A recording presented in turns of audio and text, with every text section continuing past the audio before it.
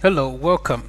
Um, Last time we looked at how to create a template invoice. Now we're going to go further now and look at mixed cell referencing. So in this case, what we have now is the data.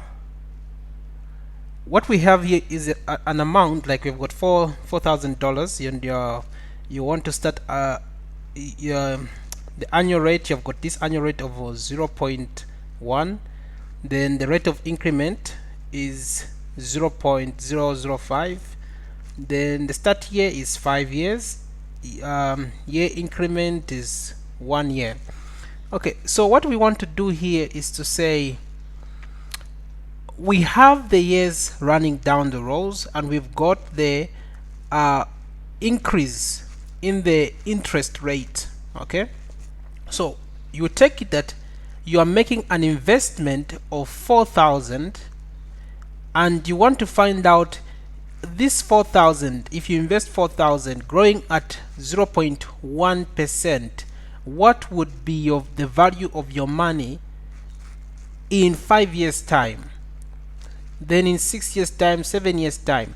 And you want to find out, as your money is increasing, if for instance, if you go for a plan which your investment would take 1 0.15 and so on. So at different interest rates, you want to find out by how much will your money grow. Now, to create that template, what we'll have to use is what you call mixed cell referencing. Okay, now mixed cell referencing is simply about how to refer to a cell absolutely and relatively. Now, in the past videos, we've done a little bit about this, but usually when I'm teaching this, it's a little bit hard for people to get it. So I'll try to go an extra mile to show you how to work this out. So in this case, what we want is that as we drag down the data, it should always make reference to this, but as we drag it across, it should be able to move in making reference to this data on top. Now, how does this work? Let me just show you a bit about cell referencing. So if I say equals, then I make reference to this cell B9. Okay, so what I want to do is to lock my B9 in such a way that if I'm dragging my formula to my right side, it will always make reference to this cell here. But if I'm dragging it down, it should also be dragged down. Okay, but if I'm dragging it sideways, it should always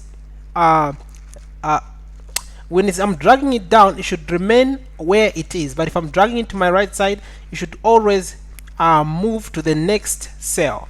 So if I press enter here, it returns to me what is in the cell. Okay, so if I want to drag it to the side, it will give me the next value, which is this one. So me dragging the formula, it moves on to C9, then here it will go to D9, just like that. But if I drag this down here, it gives me the zeros here because it's been dragged down. So I don't want it to be dragged down. I want it to always refer to this when it's being dragged down. So to do that, I'll use relative cell reference, which means I have to lock my 9, but my B should be unlocked. My B are my columns, my 9 are my rows. So I come here and say F4. The first F4 that you click, it locks everything. If you click again, it locks the number. If you click again, it will lock the letter. If you click again, it unlocks everything. But us, we want to lock the number, so we click until we lock only the number. So how you lock a number is when just a moment, let me just zoom in a bit. Okay, all right, so here I want to lock the number, so I press F4. The first thing, it locks the entire cell. If I press again, it only locks the number. So now I only want the number to be locked, but the B should not be locked. The B is representing the column. So if I'm dragging to my right side, it should always make reference. It should be able to move along. So let's see what I'm talking about. If I come here, I drag this down, it will drag together with this reference here. So here, as you can, if you can click, you see it's referring to B9. If you come here, it's referring to B9. But if I drag it to my right, you see that here it is changing. This is C9, this is D9. Okay, all right. So this is what we want to be able to do. So let's first try out another way. Okay, so I want also that if I am dealing with these cells, if I drag something, like for instance, I make reference to this one, I want when I'm dragging down for it to go down. So I'll just go and make reference to the original cell. So I want when I'm dragging the 5 down, it should shift, get the other one. But if I'm dragging it to my right side, it shouldn't shift. Okay, so control backspace, let's go to the active cell. So in this case, we're going to lock the letter A, but the number 10 will leave it open. Okay, so if I press enter, if I drag down, you see it picks up the numbers as they are in that cell.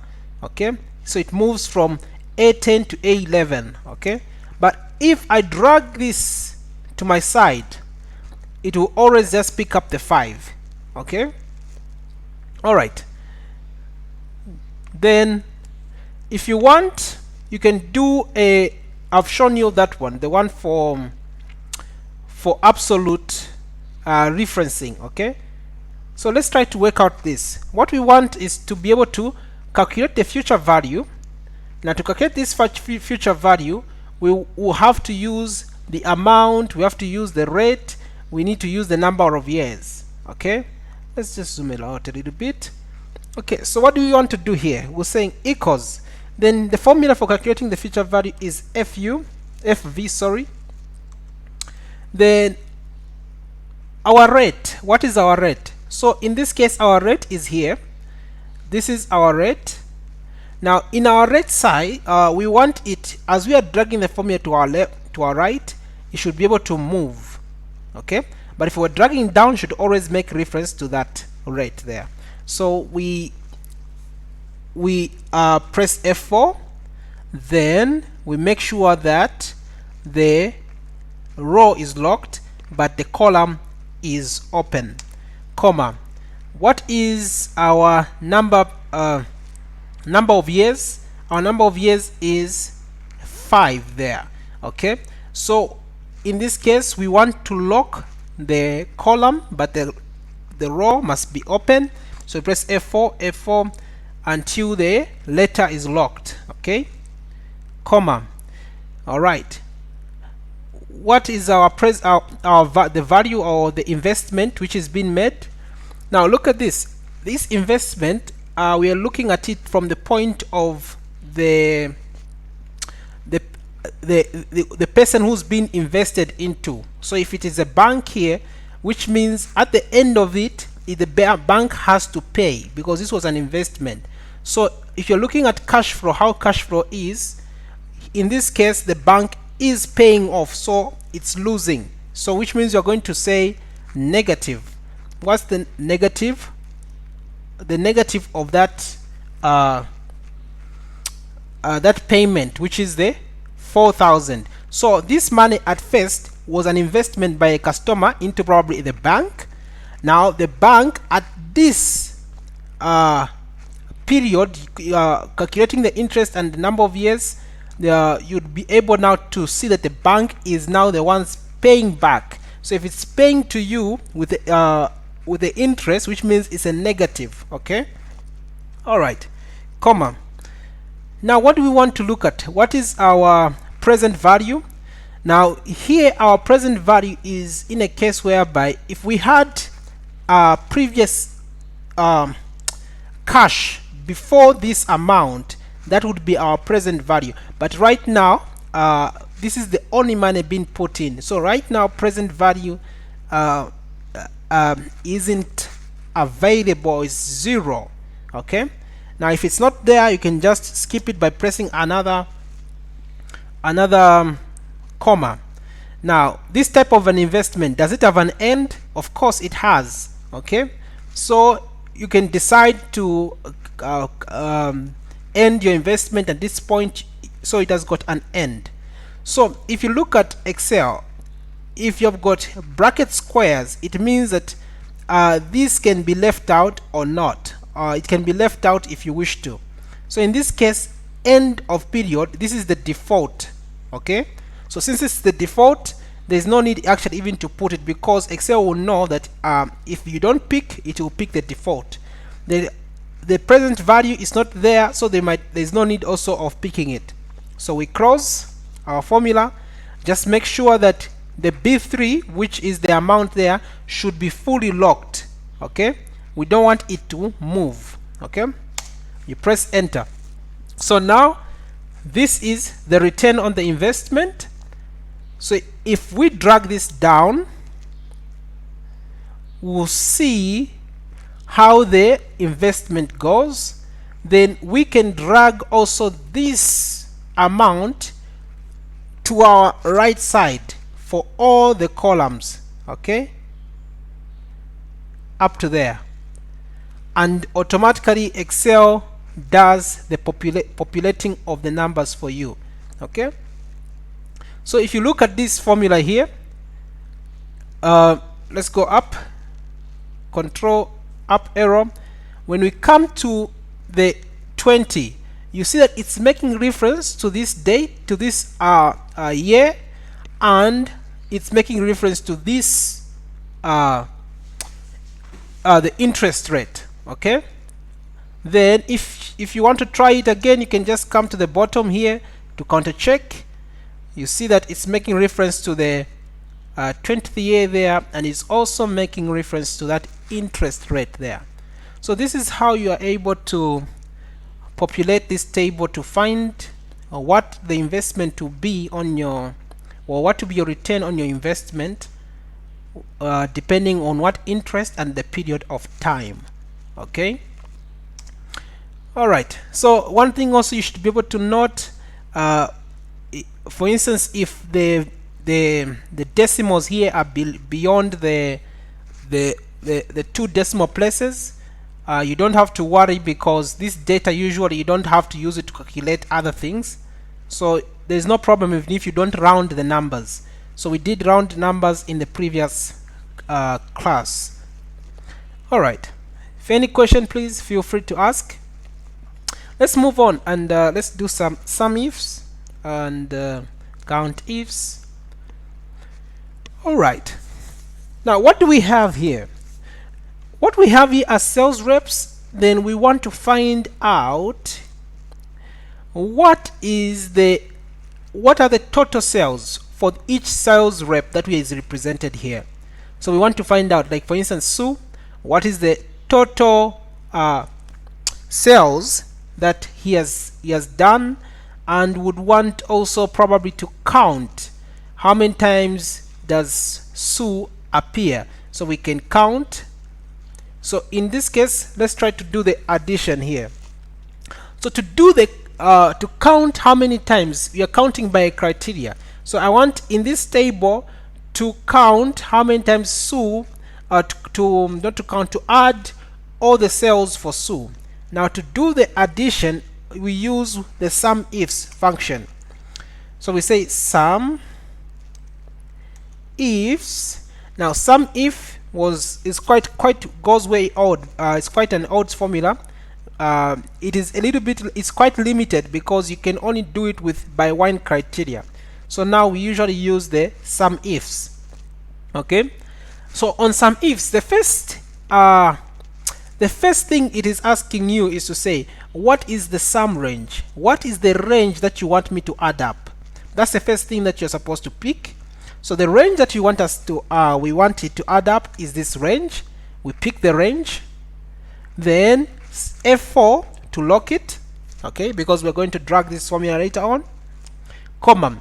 What is the criteria range? Now the criteria range is where I'm going to pick up this, the range in which I'm going to pick up this criteria. It is in the sales rep, so I highlight the sales rep, control down arrow, F4 to lock the cells, okay. Then afterwards it's asking me for the criteria that we are using to do the sumifs. So we're doing the that using the name here, okay. Then close bracket, enter. So now it gives us the sum total of all the sales which were done by Sue. So if we scroll down here, we would be able to see that Sue had made a 600 plus 400, that's 1000, plus 1100, 1300, okay. So it has done the calculation. So as you have done here, you can just drag down and it will make the calculation for all of them. Now look at this, we have a problem here. Monifer, under Monifer we have Monifers made a sale of 400 and also made a sale of 200, but yet the sum is showing that she made 0. Now I usually do this in order to show you some of the mistakes that you may be making when you're doing these calculations. If you come to Monifer here, if I double click, you see that Monifer, there is an extra space in the moniker. So if I press backspace, press enter, it will pick up this Monifer with the right spelling and be able to run the sumifs function properly, okay. So this is one of the things that you need to be aware of, okay. All right, so whenever you make this, check your spellings. And you have this kind of problems, check your spellings, check also your cell referencing, and also how you have highlighted your data, okay. Let us look at the count. Now we want to be able to count how many times Sue appeared, okay. So we can use the Countifs. So if we say equals count, now here you have count, counter, counter blank, Countifs. So count only counts numbers, okay. Counter counts text, so it can count numbers, can count also text or string variables. Then you have got count blank, this counts only the blanks. Then Countif, this counts by one criteria, but Countifs counts with multiple criteria, so we use the Countifs. All right, so we want to find out what is our criteria range. Now our criteria range is under sales rep, so we come highlight our criteria range, okay, highlight the criteria range, let's click on that. All right, we've highlighted the criteria range, comma. What is the criteria that we're using? The criteria we're using is Sue there, okay. Now remember, we need to lock the reference so that it does not move, so press F4 and F4 for that. But for Sue, we want it to be dragged down, so we don't lock it. So if we press enter, then we'll see that Sue appears 4 times, and if we drag down, we'll see that there the changes are taking place. So we know how many times Amira came forth. We'll know how many times Chin came forth. All right, let's go further and look at what we did under mixed cell referencing. So what we want to do is that we want to do a summation, or we can do a count if, whichever it is. We can do a sumifs or we can do a Countifs. So we want to use 2 criteria here. We want to count how many times Sue appears selling the product of Eagle, okay. how many times does Sue appear setting the product of ego. So we can do the count if. Okay, so we'll say equals, then countifs. Now what is our criteria range? Now here you may ask yourself, which one do we start with? You've got Sue there, you've got ego there. These are two criterias, so which do you start with? Now what we have here is what you call the AND type of function, whereby you can use any of these interchangeably. There's no problem. This one can come first, that one can come first. It's just like saying 2 plus 4 and 4 plus 2. It's the same thing, so you can do any direction. Okay, so we can say we go with rather we go with Sue, but we're not actually clicking on that, we're clicking on the criteria range. So under Sue we go and pick the criteria range, lock the criteria. Now this when we lock the criteria, which means it will not move, the range will always be referred to it like that. Okay, then if we come to the criteria, our criteria is Sue. Now under Sue, the thing is that we want, when we drag the formula to our left, Sue will always be made reference to, but if we drag it down, it will make reference to the other ones. Okay, so which means we'll say Sue will lock you when it comes to the F, which means it's the columns. You're not supposed to move in the column direction, but should be able to move on the row direction. So we say F4, F4, F4. All right, the F is locked there. Okay, comma. What is our next criteria? Criteria range 2. Our criteria range 2 is the product. So we go to the product, the ego, highlight, lock it, lock that, F4, comma. What is our criteria range? We are using the ego. Now the ego, as we scroll to the as we drag our formula to the right side, it should be able to move to tri-fly, quad, and belen. Okay, so which means we don't want this to be dragged down, but it should be dragged on the horizontal direction. So we'll do a lock on the column. All right, so we press F4, F4, and lock the 10. Okay, then close. If we press enter, it tells us that this event only appears once, where Sue sells the product of ego. If we drag down, it will tell us that Amira sold the ego twice. For Monifa, let's check out what happens. Let's drag this to the sideways. Then if we check, we'll see that on the tri-fly, if we click here, it's making reference to this and that. We'll see that this happened only once, same as the rest. But when it comes to Amira, she made it 1 sale for tri-fly, 0 for quad, and 2 for belen. But Monifa, let's check. Monifa is again the same issue, the spacing. So if you remove that, if you press enter, you'll see that it gives you back the right answers. Okay, so try this out, see how it's going for you. Before we go, I would like to mention something. The good part of using formulas and not rather using for instance, for this, what we have done here, we could have used probably a pivot table.